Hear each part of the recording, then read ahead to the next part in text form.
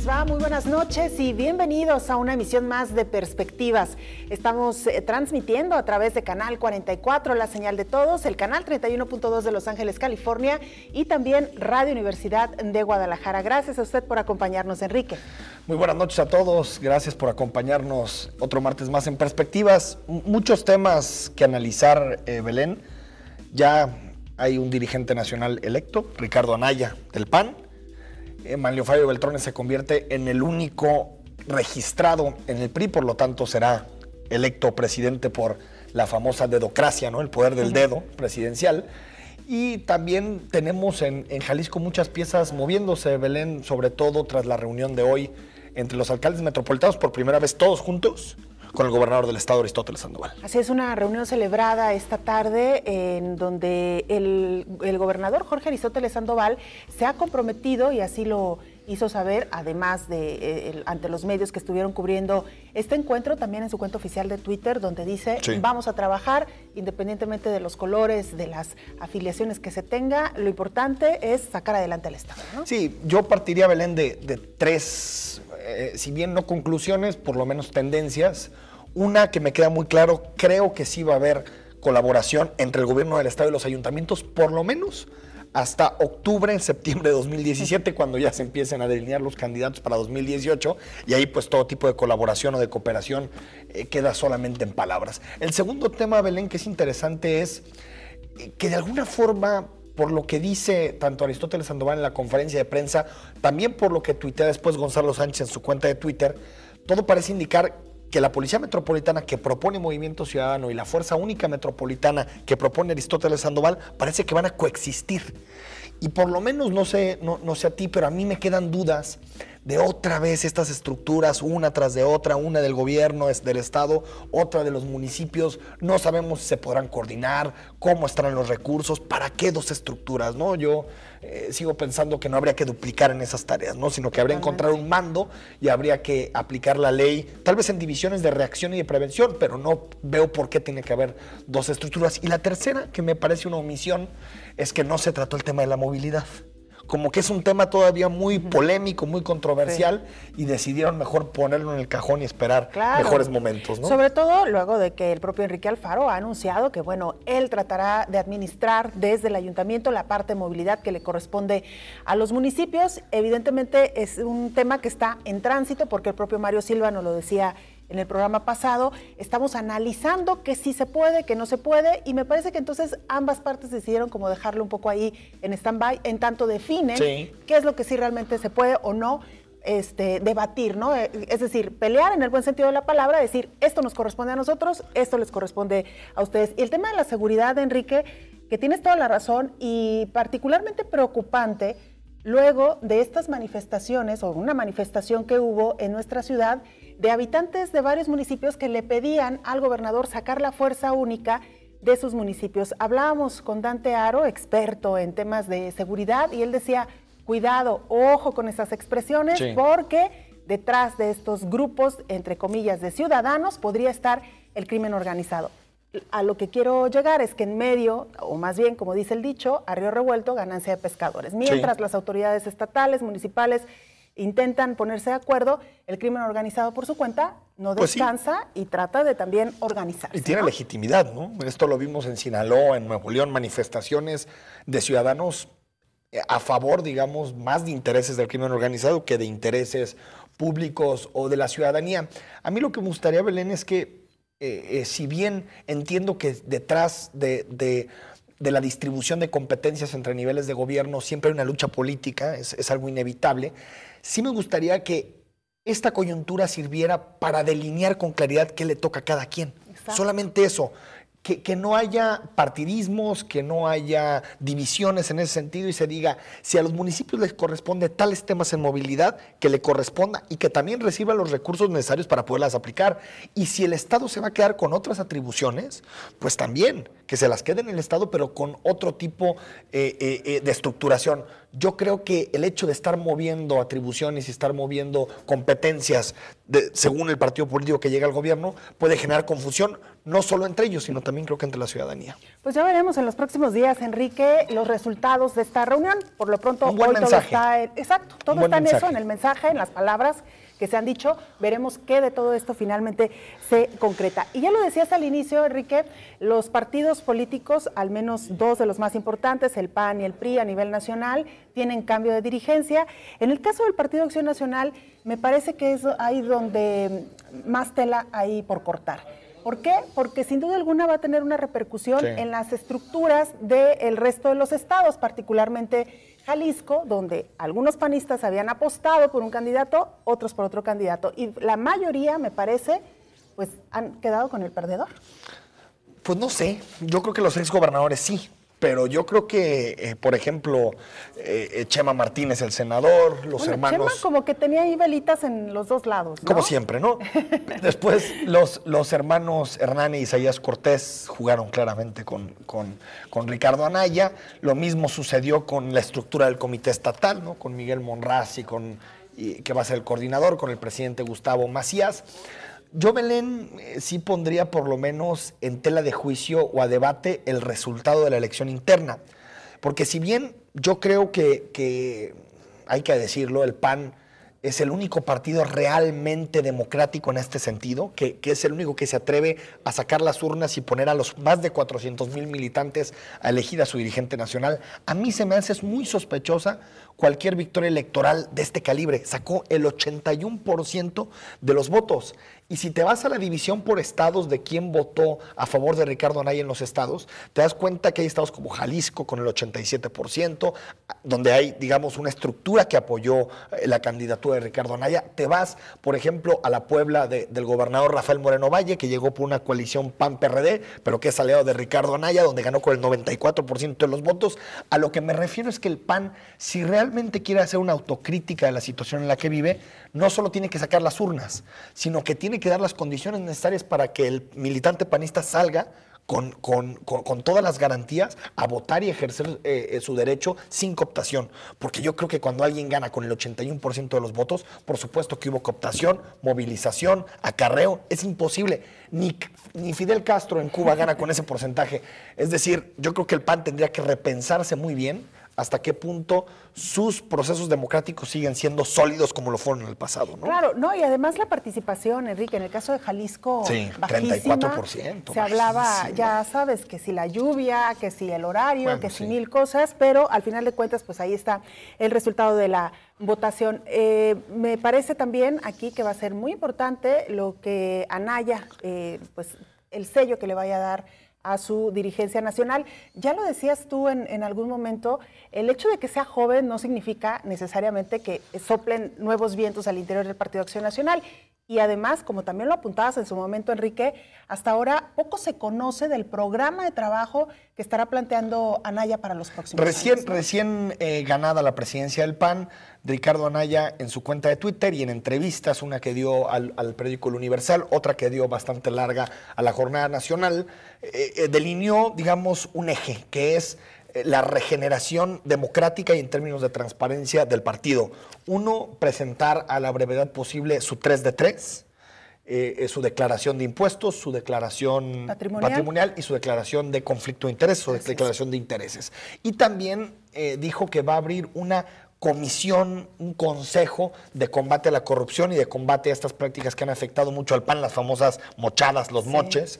Va a abrir esa comisión, ese consejo. Bueno, creo que son dos líneas importantes de regeneración del Partido Acción Nacional, pero creo que va más allá. No sé qué piensas tú, Belén. El partido, digamos, cayó en muchos excesos y vicios que tienen que ver con afiliaciones masivas, con cooptaciones por parte de presidentes municipales y gobernadores que prácticamente se mimetizaron con las conductas que tenía el Partido Revolucionario Institucional. Es mucho más profundo que ciertas medidas cosméticas. Creo que el PAN tendría prácticamente que ponerse patas arriba para poder ser competitivo en la elección de 2018. Y Jalisco es muy buen ejemplo de ello. Bueno, Jalisco sí. La pasada elección casi se van a la cuarta fuerza, por poquito dirían algunos desaparecen, Pero bueno, me parece que Jalisco es uno de los estados donde mayor reto tienen y que quizá pudiera servir como buen laboratorio para ver si realmente hay cambios. Y esa es otra, perdón Belén, qué bueno que pones ese punto, la división.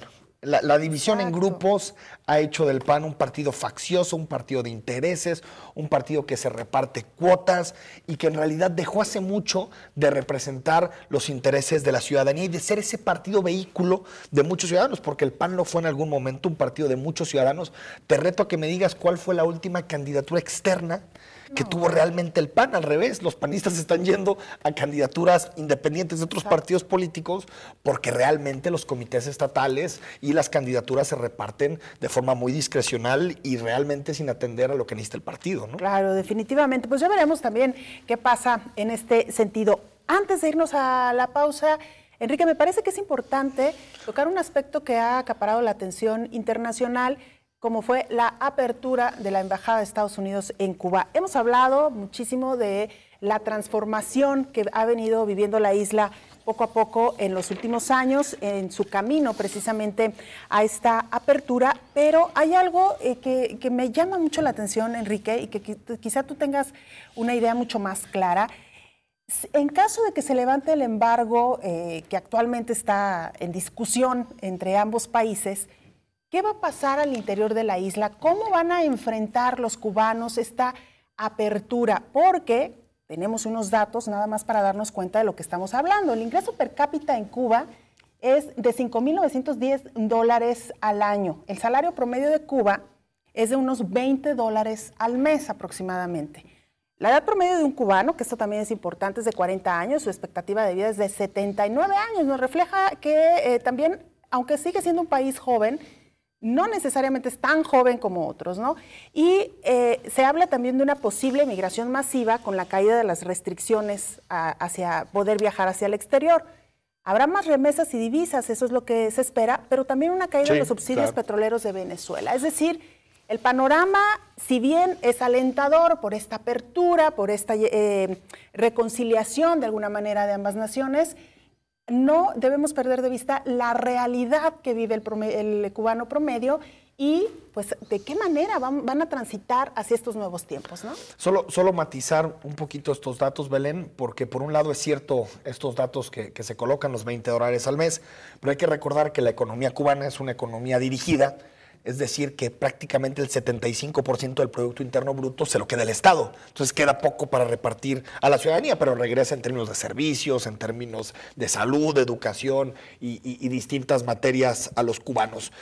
Yo creo que Cuba ya vive un proceso de transformación. Las reformas liberales han llegado por lo menos desde que cayó la Unión Soviética a mediados de los 90, desde ahí empezó el famoso periodo especial que tiene a Cuba en, pues digamos, un proceso de crecimiento bastante lento de su economía.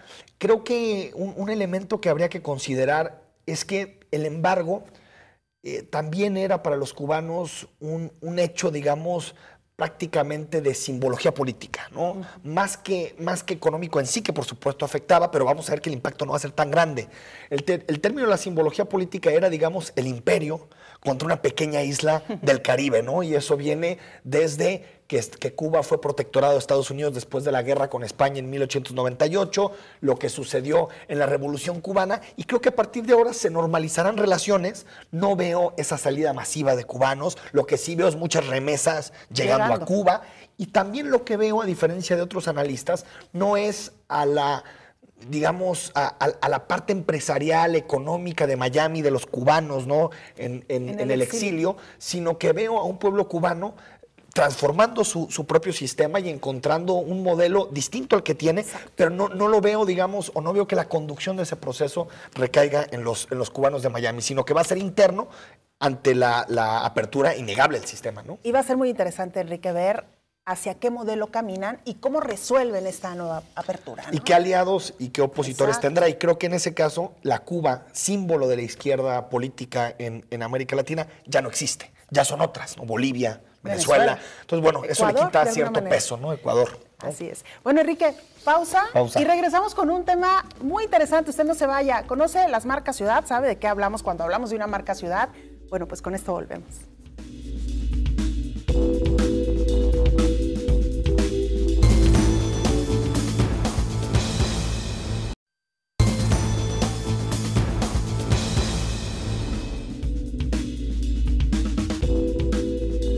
estamos de vuelta en Perspectivas. Y Belén, que es una marca ciudad, pero aparte de que es una marca ciudad, un tema todavía más interesante. Cada ayuntamiento que llega a la zona metropolitana de Guadalajara decide cambiarle el color a la ciudad. Exacto. Y no entendemos muy bien por qué. Como si eso propiciara votos, ya dimos cuenta que no, pero bueno, claro, lo hacen. O como si eso le diera identidad a una ciudad, ¿no? Exacto, creo que tiene que ver, y lo vamos a platicar con nuestro invitado, pero tiene mucho que ver con una cierta megalomanía que tienen algunos políticos. Y tenemos a Rodolfo Orozco, especialista en comunicación, para hablar de este tema. Rodolfo, ¿cómo estás? Buenas noches. Buenas noches, gracias por la invitación, Enrique, Belén. No, pues al contrario, bienvenido. Enrique y Rodolfo, este tema nos llamaba muchísimo la atención ya desde hace un rato, porque estamos justo en el proceso de tránsito de autoridades, ¿no? Llegarán nuevas autoridades, particularmente a la zona metropolitana de Guadalajara, donde la mayoría son emanados de Movimiento Ciudadano, y nos preguntábamos, ¿qué va a pasar? ¿Será que en los próximos meses veremos a la zona metropolitana también pintada de naranja? Exacto. Y luego nos preguntábamos también, ¿por qué las nuevas autoridades caen en estas tentaciones, Rodolfo? Bueno, me imagino que, como dijo Enrique, ¿no? Ellos están pensando en capitalizar el estar estar en el poder para de alguna forma lograr darle continuidad a lo suyo. Entonces, es una forma lo que yo veo es como una forma de llegar al poder y decir, yo, a partir de aquí, yo soy el que empieza con todo su trabajo, con todas sus gestiones políticas. Cambio. Es el cambio, entonces yo necesito ponerle un color, una definición. El problema es que venimos nosotros como consumidores de estos políticos, si me lo permiten, arrastrando primero de azul, pasamos a rojo, y ahora pues la pregunta es, bueno, ¿nos vamos a ir de naranja ahora entonces todos, no? Entonces la idea es, en estos minutos, es proponer realmente este reconocimiento que hablaban ustedes ahorita. Realmente las marcas como Coca-Cola, como Gandhi, como cualquier otra, reconocen primero al consumidor, es decir, lo entienden y a partir de ahí generan campañas o mensajes para hacerse presentes y seducirnos, ¿no? Entonces, en ese sentido, la propuesta es, teniendo esta gran oportunidad de que están empezando a gestionar o están empezando a entrar al gobierno, encontrar una marca ciudad que sea hacia el interior. Sabemos que Guadalajara, que Jalisco tiene un membrete, un logo, una propuesta de eslogan para lo que es el turismo. Pero la idea aquí es hablarle al interior. Hay casos como el de Barcelona, por ejemplo, que antes de entrar aquí estábamos platicando, sí, que desarrolló Tony Puig.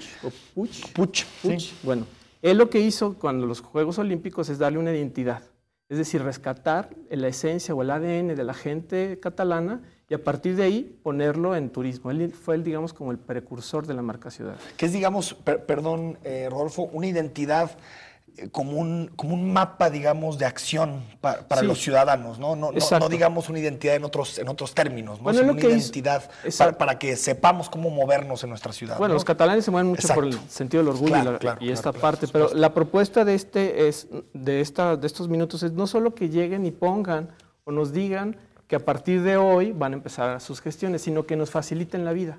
Eso es lo que hacen las marcas. Se ponen en ese sentido del lado del consumidor, en este caso de nosotros los ciudadanos, y nos permiten accesar. En Barcelona lo que hacen es todo es rojo, blanco y negro, rojo y blanco, y a partir de ahí tú te comunicas con la ciudad. El ejemplo, si me lo permites, es como el aeropuerto. Tú vienes de cualquier lugar, y ahí tiene que ver comunicación y diseño, que es como la idea. Tú vienes de cualquier lugar, de cualquier idioma, de cualquier cultura, y encuentras y sabes a dónde ir y qué hacer. Es justamente la propuesta para estos nuevos políticos que están llegando de ya no, por favor, no me pintes ahora de naranja, o no me vuelvas a pintar o a cambiar, sino de mantener una imagen que sea permanente, que se revise y que no tenga solo funciones de turismo. ¿Sí? Claro. Sino, incluso, perdón, Rodolfo, la señalética que están montadas una tras de otra, ¿no? Porque un gobierno llegó y puso la salida de Saltillo para allá, la de Nogales para este lado, y al final se superponen y confunden. Exacto, y Saltillo, una señalética, parece que somos las ciudades de paso de Saltillo, ¿no? Como si estuviera aquí como Zapopan, ¿no? Que es lo que siempre nos hemos preguntado, como ¿por qué las referencias son ciudades algún que gobernante le interesaba ir para allá, seguramente. Sí. Entonces, los gobiernos centrales tienen dan la oportunidad, ¿no? De tener... Con esto le dan al ciudadano, fíjate, le pueden dar claridad a la oferta de sus productos, como si fuera una marca, facilitan el acceso a los mismos, con lo cual hacen que yo me pueda administrar mejor para saber en dónde están las dependencias, a dónde debo de ir, porque ya las tengo reguladas como en el aeropuerto, baño, migración, visa, lo que fuere, Y yo gano sentido de pertenencia. Si tú me hablas a mí y me haces sentir parte de la ciudad y el logotipo no es de tu gobierno, sino de la ciudad y de mi ADN como tapatío, entonces yo puedo incluso contribuir mejor para una campaña turística, que fue lo que hizo Tony Puig, ¿no? Claro, claro. O sea, él puso lo de Barcelona Ponte Guapa. Ponte ¿no? guapa. Entonces, primero le habló a la gente y con eso facilitó que todos los orgullosos que son los catalanes se sumaran a una idea muy clara y sobre eso pudieran recibir al mundo, porque finalmente recibieron al mundo con las Olimpiadas. A partir de ahí, Barcelona lo entendió muy bien y tiene un membrete para todo lo que tiene que ver con servicios públicos, o toda una identidad, que es la propuesta de marca ciudad para todos los servicios públicos, y la parte que ahorita ya ha evolucionado y ahora es Barcelona Inspira, Claro. que es para todo lo turístico, eventos culturales, y todas las como actividades que pasan en la ciudad, ¿no? Oye, Rodolfo, y además tenemos entendido que cada ciudad, al menos Guadalajara, eso lo tengo clarísimo, y Zapopan, tienen institucionalmente sus colores. La pregunta es, ¿por qué no se respetan cuando llega cada Pues, administración? volvemos como un poco a lo que decíamos también antes de entrar a la plática, porque sí da para mucho, como las ganas de demostrar este ego de decir, ahora llego yo y ahora las cosas son así, en vez de respetar esta identidad junto con la gente, ¿no? Entonces, y bueno, digamos que a nivel comunicación envían un mensaje y digamos que el medio, es decir, el membrete de la administración se vuelve parte del mensaje, ¿no? Quieres comunicar ciertas cosas, Claro. logos muy gruesos que dan como de fortaleza, ¿no? Por ejemplo, el de Emilio que buscaba hacer así JAL, ¿no? Para darle fuerza a alguien que pues, de pronto No la tenía. no la tenía. Entonces, Claro. hay una serie de cosas alrededor que buscan favorecer la imagen del gobierno y decir algo, ¿no? ¿Y qué tan importante, digamos, es esta identidad también para lograr esta articulación o esta forma de entender que somos copartícipes de lo que sucede en la ciudad? Es decir, formar una identidad a partir de una señalética única, Exacto. de una imagen oficial única, puede ayudar también a que nos hagamos cargo de lo que sucede en nuestras colonias, Exacto, en nuestros sí. barrios. Exacto. Y ejemplos de, si hacemos una marca ciudad interesante, es la señalización de las calles, que aquí en Guadalajara son una cosa nefasta, ¿no? Identificación de los autobuses. Y yo Exacto. incluso yo me quedo sin carro y ya no sé ni cuál tomar porque ahora son verdes, unos rojos, otros siguen blanco con azul. Es una cosa así dispar. La idea es definir una entidad que nos una como tapatío, evitar gastos cada 3 años. O sea, la propuesta, esto sería padrísimo que lo hicieran a los gobiernos que están entrando, ¿no? O sea, que no gastes otra vez cada 3 años en estar formando una nueva identidad, pagarle a los publicistas, que está padrísimo. Incluso yo me echo la piedra, ¿no? Pero es mejor que sean cada 3 años, que esto sea permanente, ¿sí? Y que solo lo revisemos cada cierto tiempo. Se siente un precedente, es decir, el gobierno de fulano de tal, los están entrando, tendrían la oportunidad de presentarse de una manera distinta y a generar pertenencia e Claro. incluso facilitar la venta de la ciudad en otros. Ya en otras hablaste, sí, circunstancias, digamos, ¿no? entiendo que es un mecanismo inicial de generar una identidad interna Exacto. y después tratarte de proyectar al Claro. exterior a través de esa identidad. En México, Rodolfo, ¿hay alguien que se haya acercado, no sé, el DF, no sé, Pues, que se haya acercado a esa identidad? El DF ha jugado mucho con algunas cosas, pero también tiene el amarillo. El amarillo, ¿no? Él lo trae ahí el amarillo, ¿no? Monterrey ha jugado también con cosas padres, ¿no? Pero sobre todo la Sultana Exacto, y exacto. eso. Pero, y en estas ciudades europeas, por ejemplo, Ámsterdam, Andalucía. Ámsterdam, Andalucía, Bogotá, todas estas que por ahí, algunas imágenes que me imagino que están apareciendo y si no, bueno, la idea es que estuvieran, pero son muy reconocibles. El precedente de eso fue I Love New York, ¿no? Claro. Fue de un publicista tal cual, el corazoncito y las letras. Eso fue a nivel, otra vez, turístico. El I Am Amsterdam, que también fue de una agencia de publicidad quien desarrolló el concepto, fue incluso, digamos, con motivo de caso de comunicación por lo exitoso que es, porque pusieron las letras en una parte emblemática de la ciudad y mucha gente va solamente a tomarse la foto. Totalmente. Entonces, en ese sentido, nuevamente, eso es turismo. Aquí, no olvidar que la idea o la propuesta para los nuevos señores es que no nos hagan gastar cada 3 años y que de alguna manera generen identidad hacia nosotros, que nos reconozcan. Porque nosotros los votamos, perfecto, y luego se les olvida, prometieron y lo que tú quieras. Bueno, a través de la comunicación y del diseño, la imagen y la identidad, podemos darle un sentido para que nosotros nos sumemos. Claro. Y esto se vuelve interesante incluso para ellos.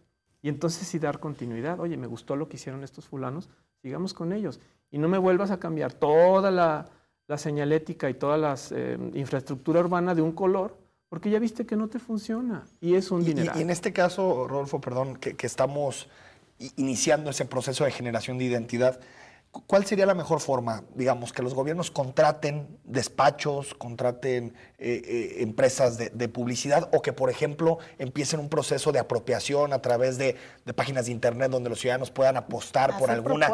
¿Cuál sería el mejor mecanismo? Obviamente todo esto no es un logotipo y una frase. Exacto, ¿no? es mucho más que eso. Es mucho más, o sea, se trata de gestión, de incluir en la agenda política este tema. Digo, a lo mejor con tantos temas que hay ahorita, sumarle uno va a decir la gente, oye, otro. Pero eso facilita mucho, pero bueno, claro. Pero la gestión, implicar al gobierno, a los medios de comunicación, a los líderes de opinión, a los personajes de la sociedad que de alguna manera están inmiscuidos en estos temas de comunicación, la cultura, la educación, es decir, que sí sea una mezcla de esto y claro, necesitas gente capacitada, agencias de publicidad, pues no sé, abrir una licitación, no hacer un gran consejo de esto, porque luego tomar la opinión de todos es un poco complicado, claro. Pero alguien que lleve la batuta, 2, 3 personajes de estos que te digo, para no solo desarrollar un logotipo y una frase linda, sino realmente darle identidad, reconocer a la persona, que es mucho de lo que yo hago en lo mío, en lo profesional, tratar de primero entender a la persona y a partir de ella comunicar. Por eso es que no soy mercadólogo y no soy publicista, sino me entendí que a la comunicación le han quitado, la publicidad y la mercadotecnia le ha quitado la esencia, que es lo humano. Claro. Y esa es la idea. Entonces, ejemplos como una buena señalización en calle, los camiones, e incluso el reconocimiento de las oficinas de servicio, les conviene incluso a ellos. Porque para recaudar más. A mí como individuo voy pasando y digo, claro, aquí puedo pagar, aquí puedo hacer este trámite. Claro. A eso voy. Oye, Rodolfo, y a veces son cuestiones muy sencillas, ¿no? Los ejemplos que ya mencionabas, el letrero que colocó Ámsterdam o este corazón que identifica también a Nueva York, a veces son cosas como tan simples, tan sencillas como un buen logotipo, pero además partes muy específicas de la ciudad.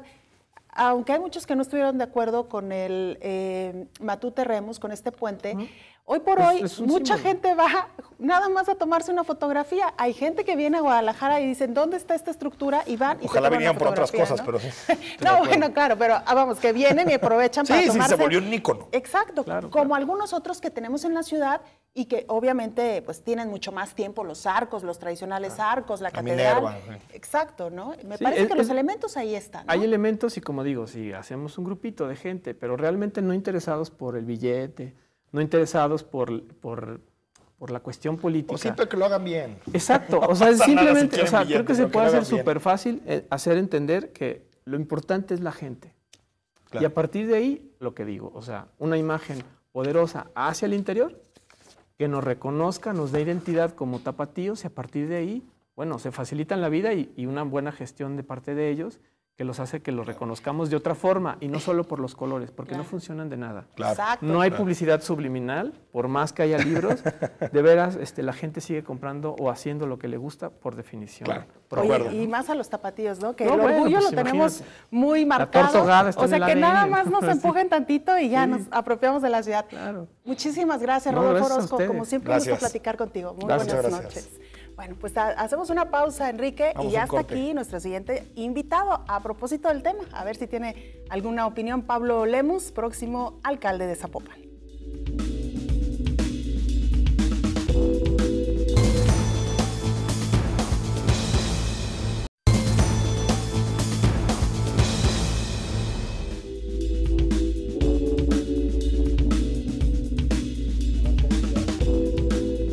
Estamos de vuelta. Efectivamente, nos agarraron ya en la plática. Tenemos a Pablo Lemus Navarro, él es alcalde electo de Zapopan. Antes de platicar con él, vamos a ver algo de su trayectoria.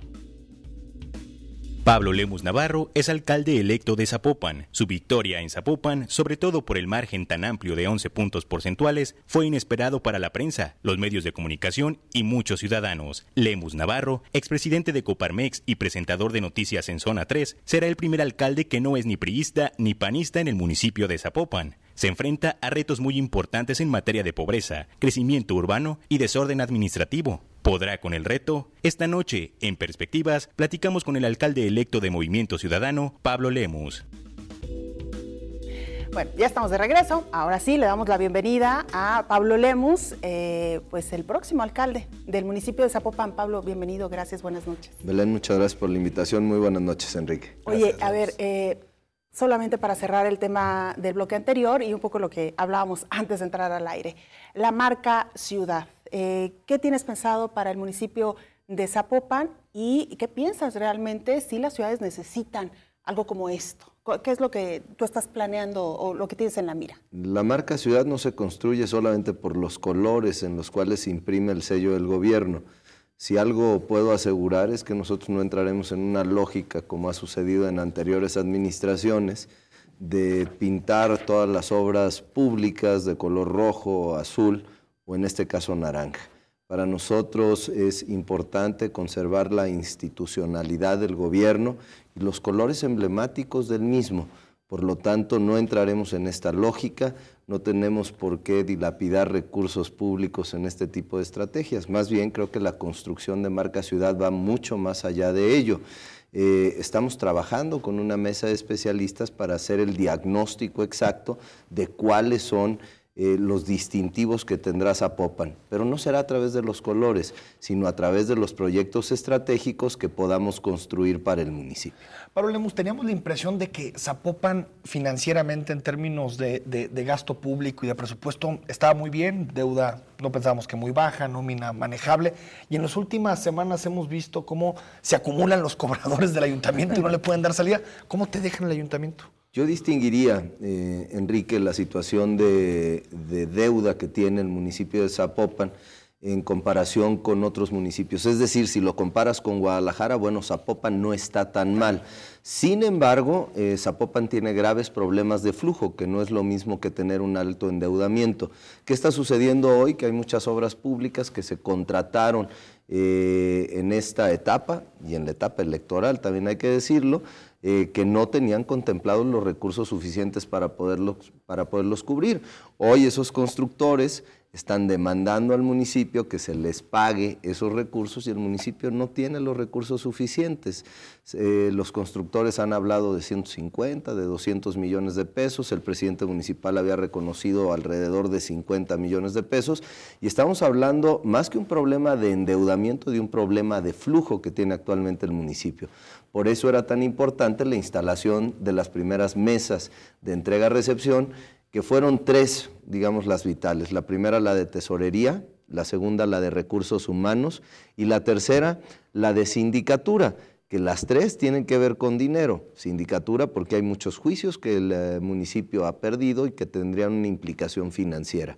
La de recursos humanos también porque evidentemente por la cantidad de personas que podrían continuar o ser dadas de baja, pues también tiene una implicación en los recursos y bueno, tesorería para saber exactamente cuántos son los recursos que recibiremos y cuáles son los compromisos que tendremos al inicio de la administración. ¿Y por qué pusiste a Juan José Frangé a coordinar esa mesa de transición? Alguien que, por lo que tengo entendido, no tiene experiencia en temas de administración pública. Frangé es un perfil completamente ejecutivo. Es importante decir, Enrique, Belén, que en este momento estamos designando las áreas económicas y jurídicas. Presentamos a Juan José Frangé junto con José Luis Tostado, que es nuestro síndico electo, para coordinar las áreas económico-administrativas y el área jurídica. Sin embargo, en unos días más estaremos dando a conocer los nombramientos en el ámbito político. Quiero ser muy puntual en el sentido de que nuestro gabinete no será un gabinete empresarial, será un gabinete que tenga un balance adecuado entre perfiles económicos, perfiles administrativos, jurídicos, pero ahora vendrá la parte de los nombramientos políticos del gabinete donde invitaremos a perfiles que tengan amplia experiencia tanto en el ámbito municipal, que conozcan cuáles son las entrañas del municipio, pero que también tengan un oficio político reconocido por todas las fracciones edilicias para que pueda hacer un trabajo este gabinete político en beneficio de lograr acuerdos en el Cabildo. Porque incluso, bueno, ya se hablaba en algunas columnas, algunos analistas adelantaban o preveían que pudiera llenarse el ayuntamiento de Zapopan de ex dirigentes de Coparmex o ex integrantes de Coparmex, ¿no? No será así, Belén. Esto se dio por la coyuntura de la entrega-recepción, que la parte más urgente estaba en estos temas administrativos y financieros, y por ello ahora presentamos la parte de entrega-recepción con Juan José Frangé, que ustedes saben es un especialista en muchos de estos ámbitos, pero vendrá después los nombramientos políticos para darle un adecuado balance al gabinete, que será una parte fundamental de la operación del mismo. Pablo, y en uno de los anuncios que hicieron en conjunto con Enrique Alfaro, con Alberto Uribe, con los alcaldes metropolitanos, decidieron congelar, por lo menos por lo que entendí, todo el trienio, el predial y congelar también el costo del agua. ¿Por qué tomaron esa decisión? Porque estamos comprometidos con la gente, Enrique. Hicimos una promesa en la campaña que vamos a cumplir de tener un programa de austeridad. Lo más fácil de los gobiernos es siempre subir los impuestos para poder soportar el gasto corriente. Nosotros vemos las cosas distinto. Lo que nosotros queremos hacer, y lo vamos a cumplir, es reducir el gasto corriente y no dañar la economía familiar, que de por sí ha estado verdaderamente afectada durante los últimos años. En el caso específico del predial, en el municipio de Zapopan, hay muchos predios que se encuentran ya incluso por encima del valor comercial, y ya no es adecuado seguir incrementándolo de esta forma. En el caso específico del agua, el día de hoy, en la reunión que tuvimos con el gobernador, se abordaron 3 temas en lo particular. El primero de ellos es el de seguridad, que si quieren lo abordamos un poco más adelante. El segundo fue el del Instituto Metropolitano de Planeación, que bueno, pues hubo un planteamiento de Enrique Alfaro para poder nombrar por parte de los alcaldes electos a nuevos perfiles en el Instituto Metropolitano de Planeación, y el tercero de ellos fue el tema del CIAPA, el tema de las tarifas del agua, en el cual les puedo informar que hemos tenido distintas reuniones, tanto con el director del CIAPA, con el ingeniero Aristeo Mejía, como con el presidente del mismo, con Francisco Ayón. Estamos definiendo para saber qué mecanismos pudiéramos tener, pudiéramos dar solución para no afectar el bolsillo, sobre todo de las personas más necesitadas. Pablo, el hecho de que hayan tomado esta decisión de congelar el predial y el agua, tú decías, bueno, no queremos afectar la economía familiar, pero lo cierto es que las perspectivas económicas para nuestro país tampoco son muy alentadoras hacia el cierre de este año y el que viene, la volatilidad en el precio del dólar, se prevé un incremento en la inflación, en fin, estos indicadores macroeconómicos que podrían terminar repercutiendo en las finanzas municipales, ¿lo están contemplando? ¿Lo tienen ya dentro del presupuesto? Ahora sí que nunca mejor dicho. El presupuesto base cero que implementará el gobierno federal a partir del próximo ejercicio sí hace ver que será un año complicado en las participaciones tanto para estados como para municipios. Sin embargo, creemos que con estas medidas de austeridad podemos soportar algunas de estas bajas. Pongo el ejemplo muy puntual del impuesto predial en el municipio de Zapopan. El municipio de Zapopan está recaudando alrededor de 800 millones de pesos anuales y se preveía un aumento del 4% promedio, es decir, esto resulta alrededor de 32 millones de pesos la afectación. El programa de austeridad que vamos a implementar son alrededor de 420 millones de pesos. Con eso podemos amortiguar perfectamente el no tener esta alza en el impuesto predial y así dejar a las familias de Zapopan, de Guadalajara, de Tlaquepaque, de Tlajomulco, digamos con una cierta tranquilidad para la cuesta de enero, para el primer trimestre del año que entra, y sin embargo nosotros hacer este esfuerzo por apretarnos el cinturón, creo que es un camino mucho más viable. Vamos un corte en perspectiva, seguimos platicando con Pablo Lemus.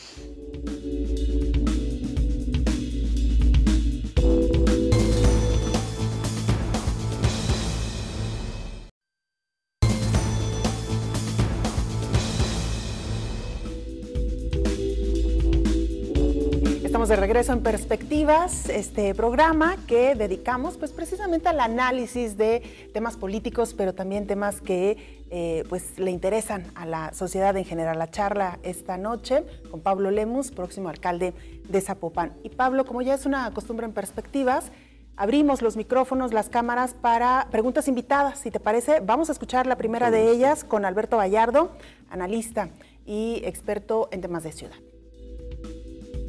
Dado que la inminente cambio en las leyes que podía resultar como consecuencia de la declaración de inconstitucionalidad por parte de la Suprema Corte de Justicia de la Nación, de las leyes que impiden los matrimonios entre parejas del mismo sexo con igualdad de derechos y obligaciones con las parejas heterosexuales, siendo que esto solamente afecta en el ámbito de lo civil, ¿por qué se oponen entonces a la realización de esto bajo argumentos que tienen que ver más bien con cuestiones religiosas?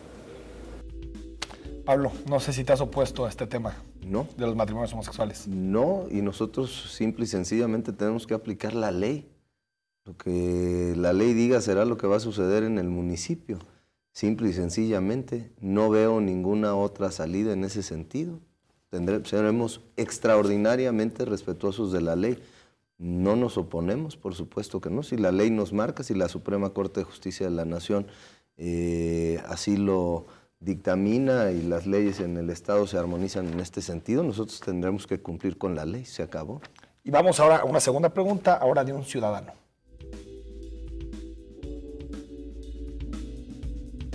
Y yo le quiero preguntar que cuándo se va a acabar todo este movimiento del tren ligero, del movimiento de los camiones, de todo eso, porque la ciudad está hecha una madeja así, pero enredada. Todo, o sea, trae desde allá, de la carretera Colotlán, de todo eso, o sea, hay un problemón de cuando llueve peor todavía. Las obras del tren ligero, Pablo. Decirle a la señora y a todo el auditorio que las obras del tren ligero son responsabilidad de la Secretaría de Comunicaciones y Transportes. Sin embargo, el municipio no debe ser omiso en darle solución en algunas de estas situaciones descritas a los ciudadanos. Por lo tanto, he establecido ya contacto con el secretario de Movilidad, Servando Sepúlveda, para encontrar distintas formas en las cuales nosotros podamos dar solución a los conflictos viales que se están viviendo. Como bien decía la señora, desde carretera Tezistán, carretera Colotlán, ya ahora el centro histórico de Zapopan con el mismo problema. Por cierto, también es importante exigir a las autoridades federales que nos den una respuesta a lo que va a suceder con las obras de la línea 3 del tren ligero en el centro histórico de Zapopan, sobre todo por la romería del día 12 de octubre. Hay que recordar que habrá una nueva ruta, la cual va a ir por Hidalgo, Américas, pero en el momento en que se le quiere dar ingreso a todos los participantes en la romería, digamos ahí por donde está el ISSSTE, sí. Bueno, pues hoy hay un embudo ahí muy importante y sabemos que participan más de 2 millones de personas y es complicado que vayan a pasar por ahí, porque después es la incorporación por el andador 20 de noviembre hasta la Plaza Juan Pablo II y después a la Basílica. Entonces también le pedimos a la Secretaría de Comunicaciones y Transportes nos diga si va a poder habilitar Prolongación Américas para que pasen todos los peregrinos de una forma mucho más segura. Claro. Tenemos más preguntas de nuestro auditorio y bueno, de ciudadanos que salimos a consultar, así que vamos con la siguiente. Trabajo para el Ayuntamiento de Zapopan y quisiera saber si ahora que entra el nuevo presidente, sí va a haber escalafón, porque hay muchos compañeros que tenemos ya una carrera y seguimos en lo mismo. No se ha abierto el escalafón durante todas las administraciones pasadas. Pablo. Es todo un tema Sí. La situación de recursos humanos en el municipio de Zapopan. Hago un breve diagnóstico, perdón, sé que el tiempo en televisión es complicado. 8,800 trabajadores aproximadamente tiene el municipio, de los cuales alrededor de 2,000 son trabajadores de confianza, que muchos de ellos, la mayor parte, tendrá que presentar su renuncia. Muchos también ya están siendo dados de baja. ¿Qué es lo que hemos instalado ya en estas mesas de entrega-recepción? Una exclusiva de recursos humanos para valorar el trabajo que están haciendo en las distintas áreas. Quiero ser muy claro, todos los aviadores y todos aquellos trabajadores que fueron contratados por compromisos político-electorales tienen segura su baja. Todos aquellos trabajadores que estén haciendo muy bien su labor y que estén en áreas operativas, por ejemplo, aseo público, por ejemplo, en seguridad también, todos ellos van a conservar su trabajo. Lo que queremos es dar certidumbre a los trabajadores de Zapopan que están haciendo bien su trabajo, ellos van a ser analizados en esta mesa para que se les pueda garantizar su continuidad. No pensamos tampoco ni poner en riesgo la operatividad del municipio, ni mucho menos tampoco tenemos compromisos político-electorales para estar nosotros haciendo estas incorporaciones como se han dado con administraciones anteriores. Y atraer algunas facultades o algunas atribuciones como la de materia de movilidad, ¿no podría también tener un impacto fuerte en las finanzas públicas del municipio? No, la oficina de movilidad que estamos planteando es una oficina relativamente pequeña, la cual tendrá una cabeza de área con un perfil totalmente técnico y probablemente 3 áreas más, 3 jefaturas más. Vamos a desaparecer muchas otras áreas. Puedo también anticiparles que estamos haciendo una reingeniería total de los organigramas, tanto en Guadalajara como en Zapopan, la cual nos va a permitir reducir el gasto, porque vamos a desaparecer verdaderamente muchas áreas que no están funcionando y vamos a poner otras al servicio de la ciudadanía, cuidando siempre la cuestión de costos. Es importante decir que la oficina de movilidad será una oficina pequeña que se encargará de vigilar y hacer un análisis de dónde hay cruceros, por ejemplo, que pudiéramos, con las capacidades del municipio, hacer mucho más ágiles para la movilidad, pero también, y sobre todo, que es lo que estamos buscando, registrar cuáles son distintas áreas en el municipio, como carretera Colotlán, Tezistán, que no están teniendo suficiente servicio del transporte público para después gestionar con la Secretaría de Movilidad el que puedan llegar más rutas. Policía vial, por ejemplo, no van a reclamar. Definitivamente no. Pablo, te reuniste en días pasados con el secretario de la Defensa Nacional, Salvador Cienfuegos. Hoy hablaron con... Estás bien enterada. Hoy hablaron con el gobernador sobre el tema, ya no lo decías. Con estas dos reuniones, ¿con qué te quedas? Y pues si cambia un poco la perspectiva o la visión que tenías anterior a estos encuentros. Efectivamente, tuvimos una reunión con el general secretario hace aproximadamente 15 días en el Colegio del Aire en Zapopan.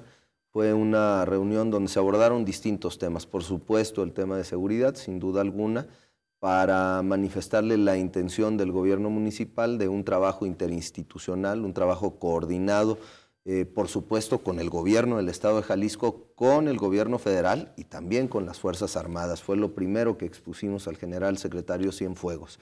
Adicionalmente a ello, también, bueno, pues hay un tema específico en el municipio de Zapopan, en el cual, bueno, pues Avenida Ramón Corona tendrá una intervención que, bueno, forzosamente pasa por una negociación con mucho respeto con las Fuerzas Armadas, porque Ramón Corona tiene que ser ampliada y ellos reclaman algunas situaciones que pues, son totalmente viables y que el municipio tendrá que cubrir. Platicamos estos dos temas y adicionalmente la posibilidad también de tener algunas personas que se han capacitado, que nos pudieran ayudar en algunas labores de seguridad. Y bueno, pues fue una reunión muy cordial con el general secretario y quedamos de reunirnos nuevamente en la Ciudad de México para dar seguimiento a estos temas. La reunión del día de hoy con el gobernador fue para otros temas distintos, digamos, para explicar cuál es el modelo de seguridad que nosotros estamos proponiendo, el cual, quiero decirlo también muy claramente, no quiere decir que estemos proponiendo desaparecer la Fuerza Única Metropolitana.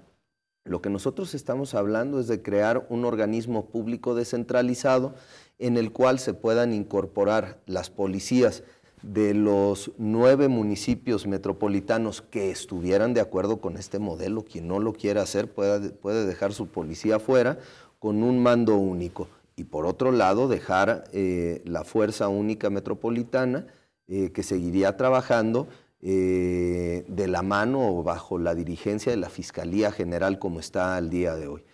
Hay un acuerdo político ya que se generó con el gobernador del estado, y el cual instruyó tanto al fiscal general como al secretario general de gobierno para establecer una mesa técnica de negociación para ver ya los puntos finos con los alcaldes de la zona metropolitana de Guadalajara.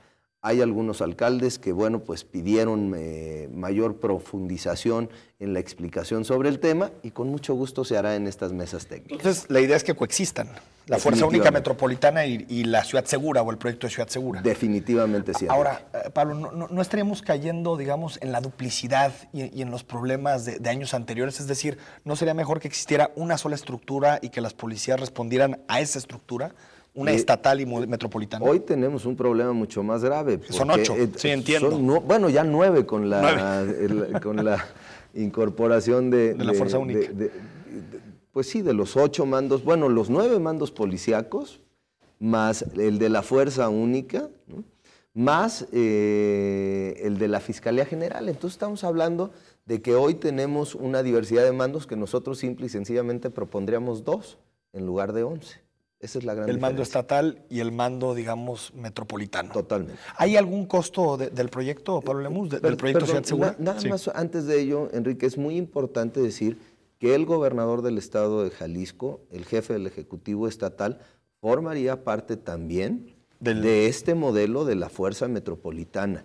No quiere decir que nosotros querramos excluir al gobernador del estado de las decisiones de la seguridad en la zona metropolitana de Guadalajara. Tendría un asiento, digamos. Inclusive podría encabezar las decisiones de este organismo público descentralizado. Ok, es la inclusión. Pues muchísimas gracias, Pablo, por habernos acompañado y ya tendremos oportunidad de dialogar de nueva cuenta contigo. Belén, ya me estabas regañando porque estoy muy serio. Entonces, me tengo que tomar un poco más en serio. No, estamos en temas serios. Luego ya hacemos otra reunión para hablar de temas más relax, si te parece, aquí en Perspectivas. Gracias, Pablo. Gracias, Enrique. Y un saludo para todos, siempre a sus órdenes. Gracias. Y gracias a usted que nos acompañó, gracias a quienes nos escribieron a través de Twitter, de Facebook.